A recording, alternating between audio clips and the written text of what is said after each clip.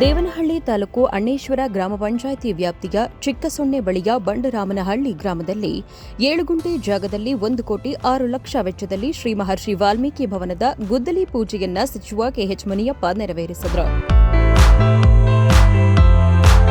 ಸಚಿವ ಕೆಎಚ್ ಮುನಿಯಪ್ಪ ಮಾತನಾಡಿ, ಮಹರ್ಷಿ ವಾಲ್ಮೀಕಿಯವರು ಭೂತ ಭವಿಷ್ಯತ್ ವರ್ತಮಾನ ಕಾಲದ ಆಗುಹೋಗುಗಳ ಬಗ್ಗೆ ಅರಿತ ಮಹಾನ್ ಚೇತನ.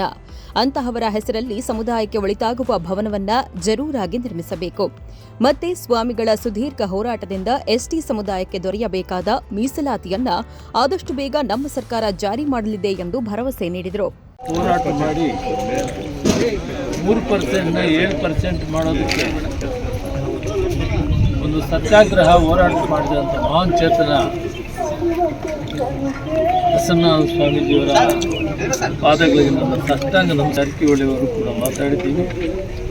ಎಲ್ಲರೂ ಒಟ್ಟಾಗಿ ಸೇರಿ ಶೆಡ್ಯೂಲ್ ಕಾಸ್ಟ್ ಪಾಪ್ಯುಲೇಷನ್ನಲ್ಲಿ SC STಯಲ್ಲಿ SC 17 ಇದೆ, ST 7 ಇದೆ. ಇರೋ ಜನಸಂಖ್ಯೆಯಲ್ಲಿ ಅಷ್ಟಿದೆ, ಹೊಸದಾಗಿ ಏನು ಕೊಡೋ ಅಷ್ಟಿದೆ ಇಲ್ಲ. ಅದು ನಿಮ್ಮ ಹೋರಾಟ ಅಂತ ನಮಗೆಲ್ಲನೂ ಮಾರ್ಗದರ್ಶನ ಆಗಿದೆ. ಅಂಥ ಒಂದು ಹೋರಾಟ ಮಾಡಿದ್ದೀವಿ. ಸ್ವಲ್ಪ ತಡ ಆದರೂ ಕೂಡ ಅದನ್ನು ಜಾರಿ ಮಾಡಿಸುವಂಥ ಏರ್ಪಾಟ್ ಮಾಡ್ತೀವಿ ಅಂತ ಸ್ವಾಮಿಗಳಿಗೆ ನಾನು ಆಶ್ವಾಸನೆ ಕೊಡ್ತಾ, ಒಂದು ಪವಿತ್ರವಾದಂಥ ಕೆಲಸ. ಮಹಾವಿಷ್ಣುವಿನ 10 ಅವತಾರದಲ್ಲಿ ರಾಮರ ಅವತಾರ ಬಹಳ ಪ್ರಮುಖ. ಅದಕ್ಕೆ ವೇಮಣ್ಣವರು ಹೇಳ್ತಾರೆ, రామలక్ష్మణులకిన్న రాజలేదు కలకిన్న సభలేదు సర్కారం కిన్న ఉత్తన్నమలేదు ವಿನರವೇಮ ವಿಷದಾತ್.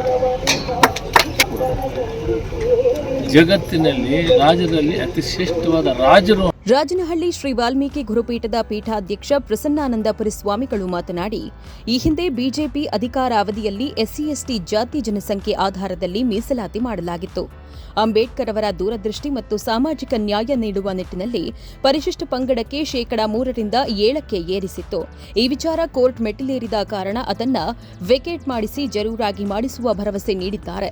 ಅದಕ್ಕೆ ಸಮುದಾಯದ ಕಡೆಯಿಂದ ಧನ್ಯವಾದ ತಿಳಿಸಿದರು. 11 ತಿಂಗಳೊಳಗಾಗಿನೇ ಅಂದರೆ 1 ವರ್ಷದೊಳಗಾಗಿನೇ ಇದನ್ನು ಕಂಪ್ಲೀಟ್ ಮಾಡಿ ಮತ್ತೆ ನಾವು ಎಲ್ಲರನ್ನು ಕರೆಸಿ ಉದ್ಘಾಟನೆ ಮಾಡಬೇಕು ಅಂತೇಳಿ ಈಗಾಗಲೇ ಅಧಿಕಾರಿಗಳಿಗೆ ಸೂಚನೆ ಕೊಟ್ಟಿದ್ದಾರೆ. ಈ ಸಂದರ್ಭದಲ್ಲಿ ನಮ್ಮ ತಾಲೂಕು ಅಧ್ಯಕ್ಷರಾಗಿರ್ತಕ್ಕಂಥ ಗೌರವಾನ್ವಿತ ರಾಜೇಶ್ ಅವರು, ನಮ್ಮ ಶ್ರೀಮತಿ ಹಿಂದೆ ಸರ್ಕಾರ ಅಂದರೆ ಭಾರತೀಯ ಜನತಾ ಪಾರ್ಟಿ ಸರ್ಕಾರ ಇದ್ದಂಥ ಸಂದರ್ಭದಲ್ಲಿ ಪರಿಶಿಷ್ಟ ಜಾತಿ ಮತ್ತು ವರ್ಗದವರಿಗೆ ಜಾತಿಯ ಜನಸಂಖ್ಯೆಗೆ ಅನುಗುಣವಾಗಿ ಮೀಸಲಾತಿಯನ್ನು ಹೆಚ್ಚಳ ಮಾಡಿತ್ತು. ಅಂದರೆ ಡಾಕ್ಟರ್ ಬಾಬಾ ಸಾಹೇಬ್ ಅಂಬೇಡ್ಕರ್ ಅವರು ಈ ದೇಶದ ಪರಿಶಿಷ್ಟ ಜಾತಿ ಮತ್ತು ವರ್ಗದವರು ಇವರು ಜಾತಿಯ ಕಾರಣಕ್ಕಾಗಿ ಶತಶತಮಾನಗಳಿಂದ ಇವರು ಸಮಾಜದ ಮುಖ್ಯವಾಹಿನಿಯಿಂದ ದೂರ ಉಳಿದಾರೆ.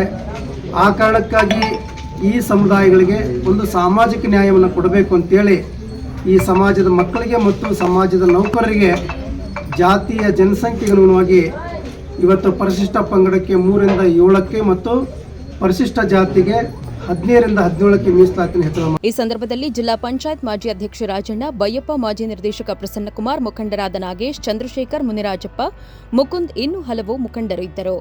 ವಿನಯ್, ಪ್ರಗತಿ ಟಿವಿ, ದೇವನಹಳ್ಳಿ.